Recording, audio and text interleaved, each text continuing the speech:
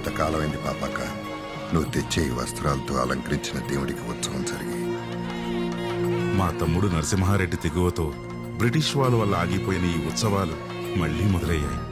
Yeah అల్లా, ఈ సంబరాలు ఏ ఆటంకం లేకుండా ఘనంగా జరగాలి.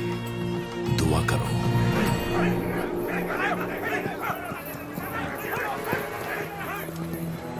జరగనివ్వను. ఏందవకరాజు, జాతర జరుగుతున్నదే ఈ పోటీల కోసం అన్నట్టు ఏర్పాట్లు జరిగాయి. అందరూ ఈ పోటీలు చూడ్డానికే వచ్చారు. ఇప్పుడు జరగదంటే ఎట్టా? జాతర జరిపిస్తుందేమని నరసింహారెడ్డి. ఈ ఏర్పాట్లో మనకు భాగం ఉందిగా. అయినా నరసింహారెడ్డే అంటారు.